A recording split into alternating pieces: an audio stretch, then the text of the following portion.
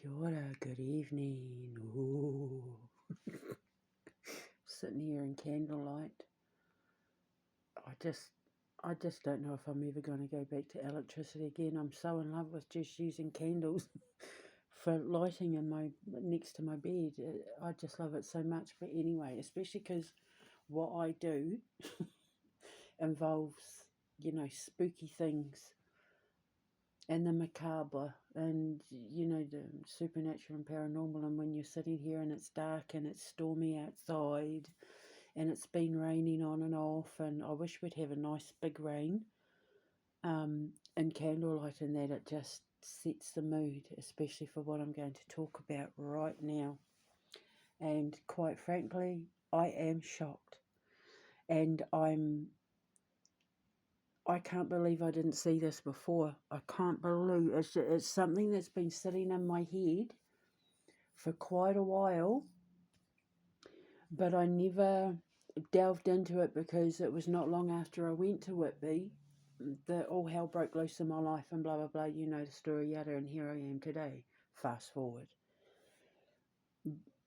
But now, obviously, I'm doing my little podcasts and stuff, and I really, really I would love to visit Romania. It's on my bucket list. If I could, if the gods bless me, I would give anything to open the Alchemist Cavern in Romania. In Transylvania, I want to open the Alchemist Cavern and all the places that are famous for witchcraft and the occult and that, like Salem, York, London, all those kinds of places, Edinburgh, and I've been to Whitby.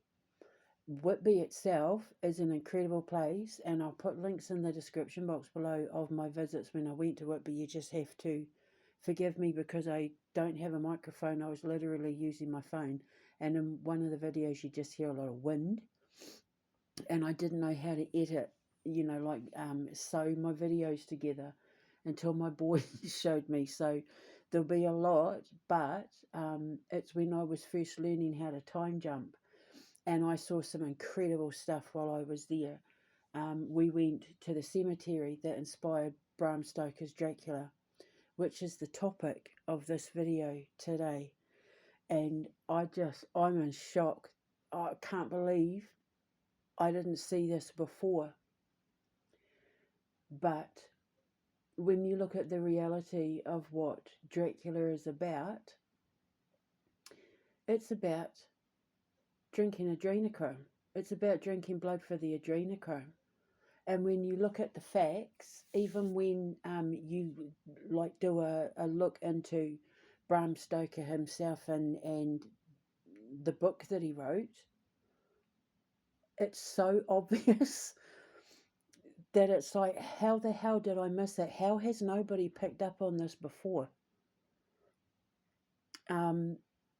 Now, when you look at the history of bloodletting, as I've said before, indigenous people have been doing it, the Aztecs, the Papua New Guineans, Māori people, the Romans, Egyptians, India, they've been doing it for a long time. But it was very popular in the medieval sort of early modern times, especially in Eastern Europe, because it was considered medicinal. It was apparently good for seizures, epilepsy, and it was considered the best to get it from young virile people, because it gave you strength, it gave you vitality. They thought it was like the key to longevity and long life. And if you look at Dracula, he's immortal. And when you look at, the history of adrenochrome in Hollywood and all of that, it makes you young. It makes you look young. They believed it was the key to immortality and vitality and sexual arousal and all of that. But when you break it down, and look into it. Like, for example, when you look at the story Dracula that Bram Stoker wrote, he had a lawyer come to visit him because he wanted to purchase Count Dracula wanted to purchase a property in London. So the solicitor came and he was told by Dracula, don't go wandering around the castle. Well, he didn't listen. He goes wandering around the castle and finds 3 vampiric women.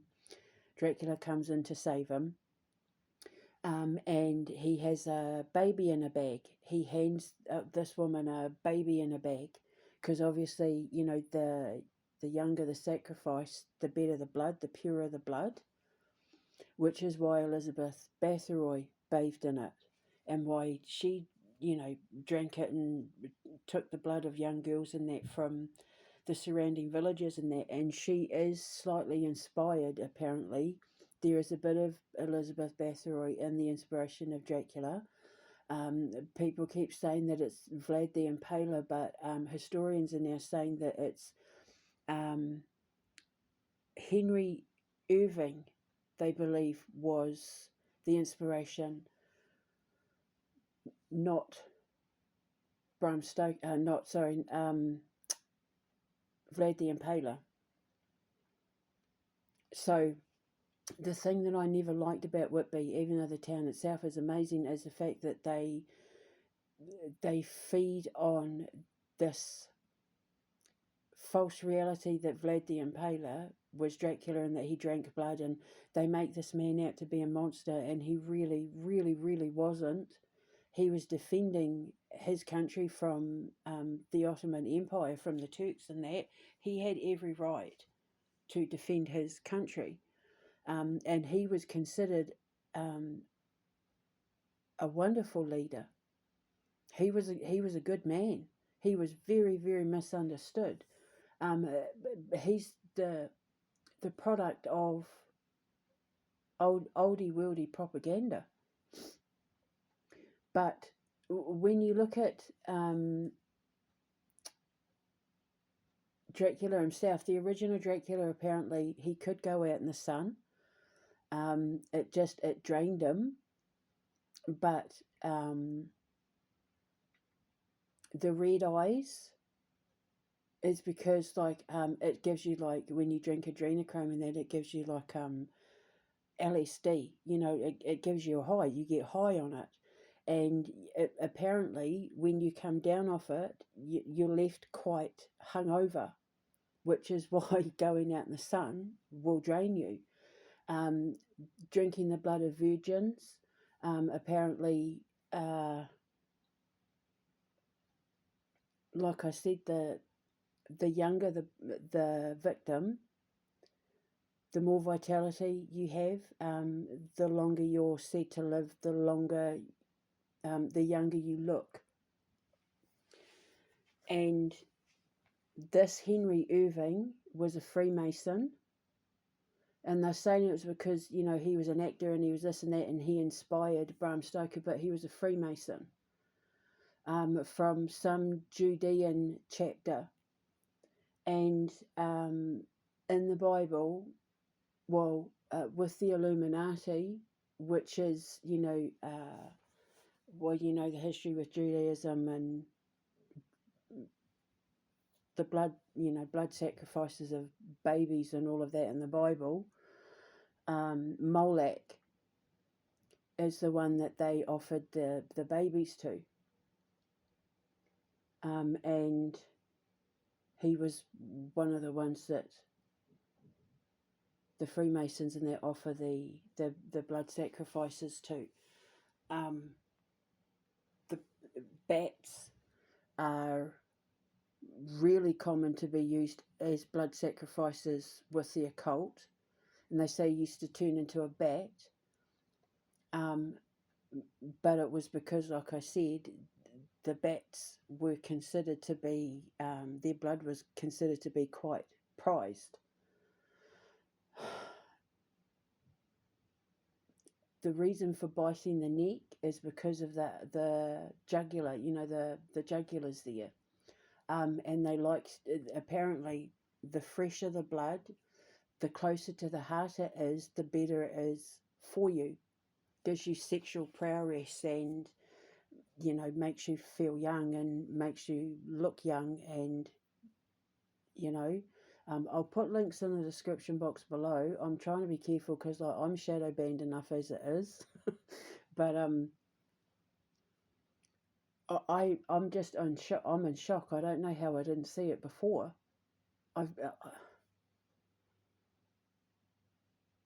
Exsanguination, getting blood from the throat, is very big with Illuminati occult ritual sacrifices, because of the fact that it, you know, it's literally still pumping as it's coming out, and the fresher it is, the better it is for you, apparently. They used to say that it was like LSD and gave you schizophrenic effects, and that you would hear voices and commune with the spirits and get like telepathic supernatural powers, which is, remember, Dracula they used to say that he would look at you and you'd become hypnotized and fall prey to his magic in that. And that's the effects of adrenochrome. Like it puts you in like a trance. Once you get that rush, once you get that kick, it puts you in a trance, like you have to lay down. And the thing is that they used to take blood from prisoners. It was very, very common to take blood from executed prisoners, and people would stand around once they were, you know, the guillotine and stuff like that, to take their blood, because it was said to give you spiritual powers and, you know, medicinal properties and that, and made you feel incredible. Because they believed that because they had just died, their spirits were in between here and there. So if you drank their blood, you got to embody the power of the Holy Spirit. It could make you feel invincible, which is why it's said that Dracula has, you know, has like supernatural powers. But the thing is that adrenochrome is most powerful when it is extracted using fear. And of course, executed prisoners and that, obviously, they're going to be terrified. Even the most stoic acting ones, their hearts would have been absolutely racing just before impact or the drop or whatever. And then, of course, you take the blood, and that fear, it gives you a rush. It's like LSD in that, you know. And if you know Frazzled Rip, then if you've seen that video when they're laying on the table and all of that, it explains the whole Count Dracula thing.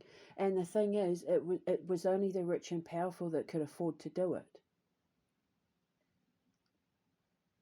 Even back in the Roman days, even back in like Mesopotamia and all of that, it was only like the royalty and like the priests and, you know, the people of the highest echelons and the richest people who could afford to do it. And the Romans used to drink the blood of gladiators, even eat their flesh, because they believed, you know, that they'd become strong like the gladiators. Like, I'm just shocked. I've been sitting on it and sitting on it and sitting on it for the longest time. And then I just thought, I'm just going to do a quick look. And then like an hour later, I'm like, oh my God. Oh my God. How did we not see it before? He's using his writer's imagination to talk about adrenochrome.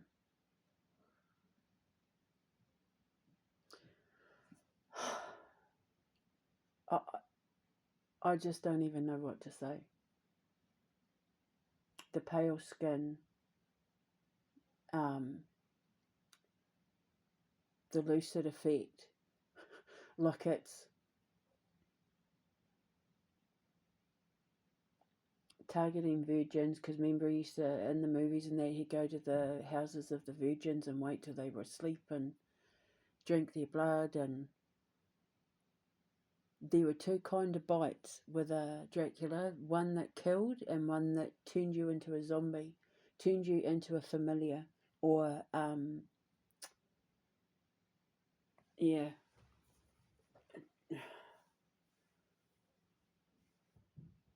I turned you into a slave, not familiar. I'm still in shock. I'm reeling from it.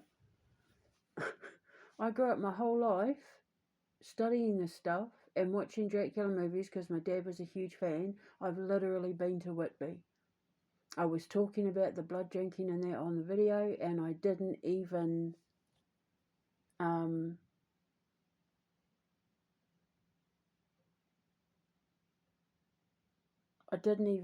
put the two together. And now that you see it, you can't unsee it. So, yeah, I'd love to go to Transylvania. I'd give anything to go to Romania. Like, it's on my bucket list. I've got a list of countries that I really, really want to visit.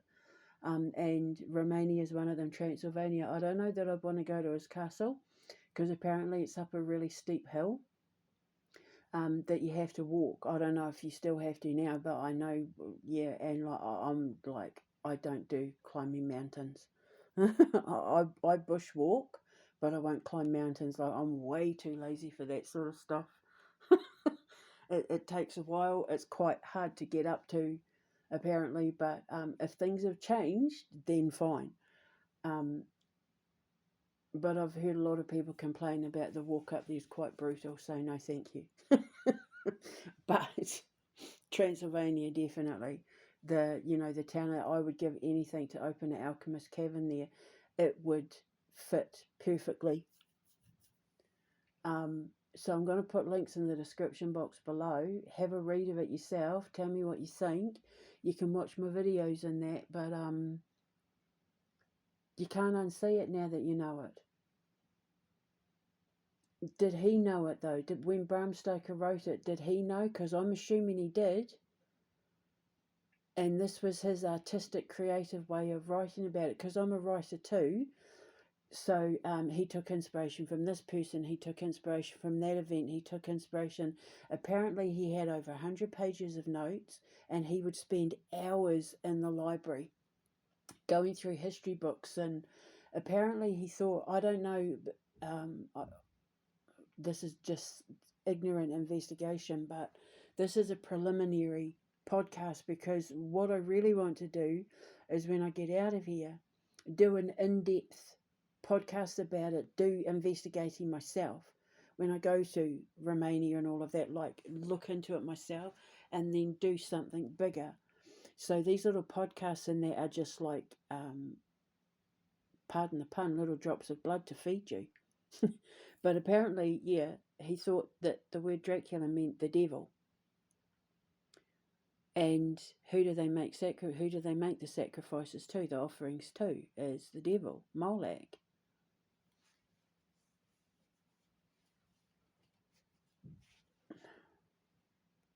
Moloch. I say Moloch. I always called him Moloch. Yeah, Moloch.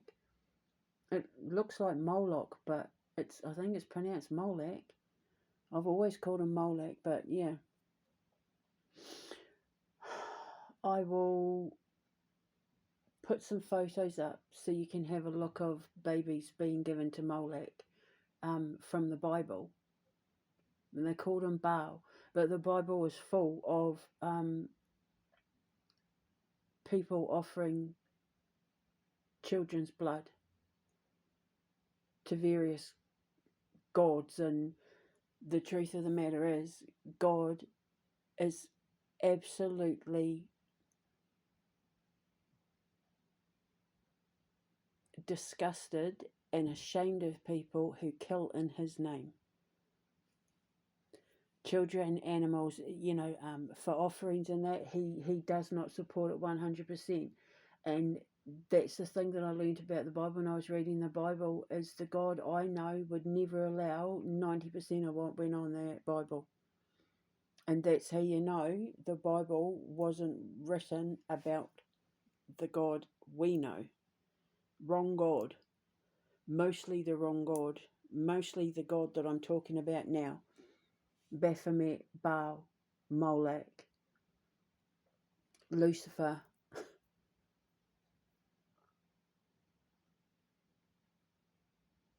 The Bible's not what people think it is. It's not even in its complete form, but it's not what people think it is. And the truth needs to be told, because the people who are following that Bible are the reason why the world is in the way it is today.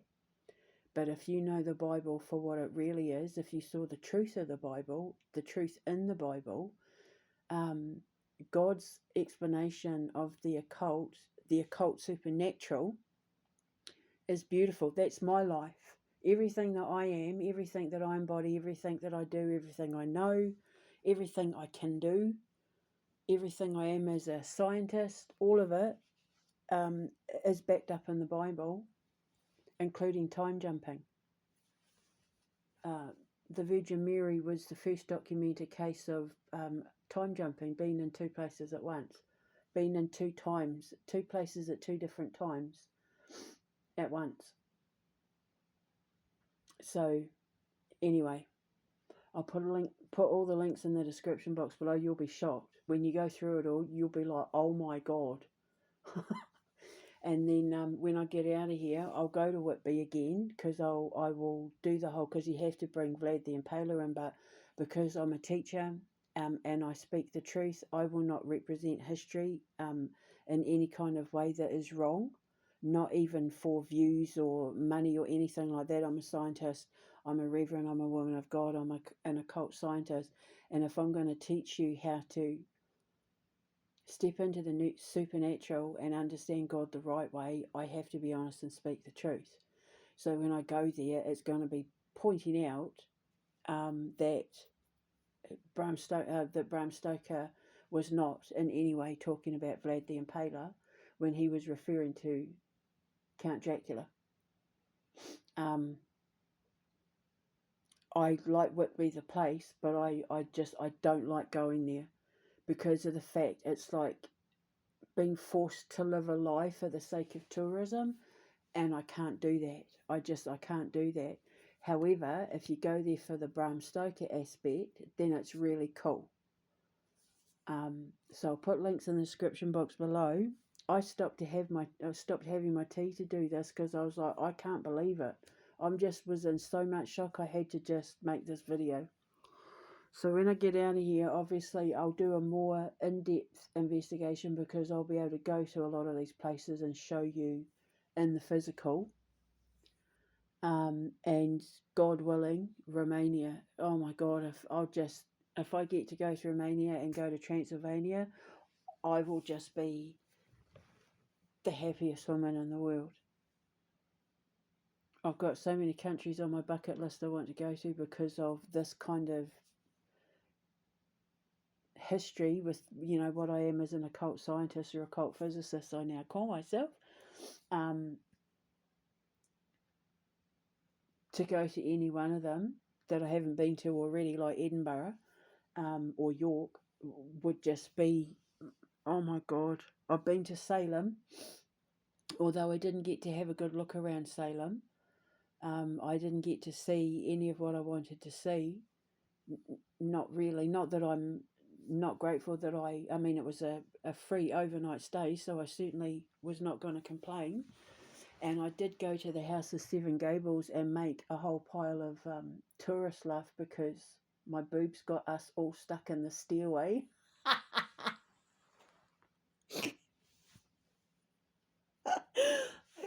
I was the first to go up, following the tour guide with my backpack on, and it was a very, very, if you've been to the House of the Seven Gables, you'll know that the stairway is tiny, and I had my backpack on, my backpack on, and I went to go up the stairs and sort of turn the thing in between my boobs and my backpack. I was wedged in the stairwell, and I couldn't couldn't move.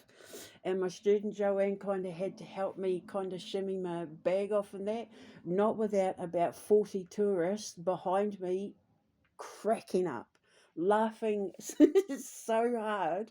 I was so embarrassed.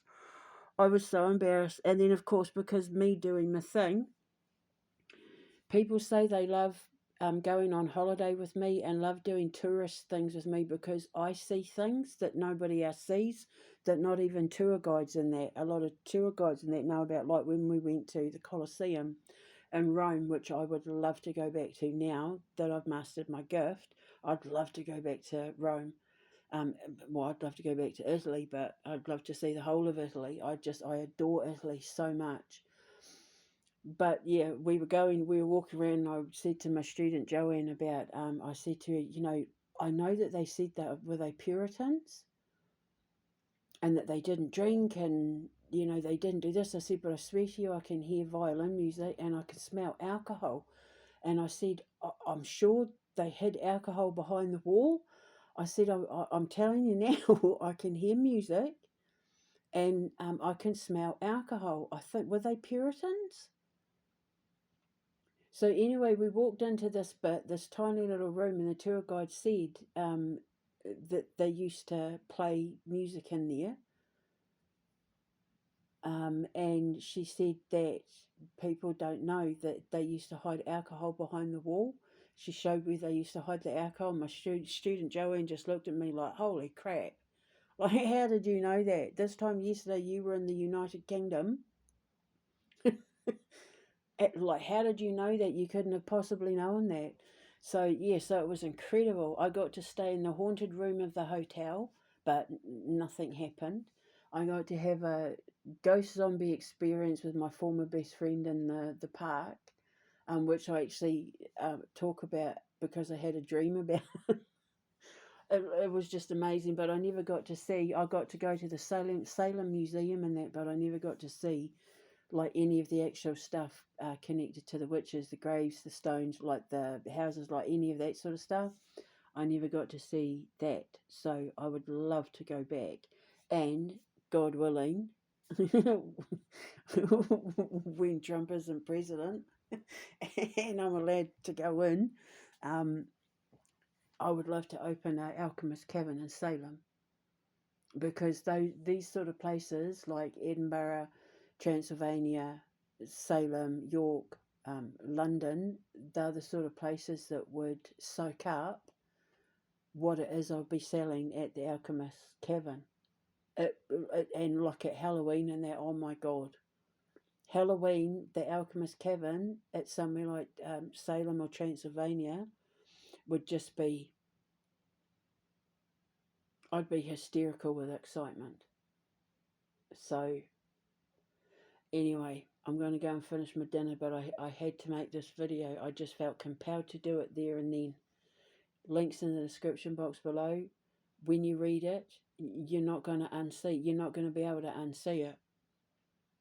I'm going to completely look at Count Dracula in a totally different way now.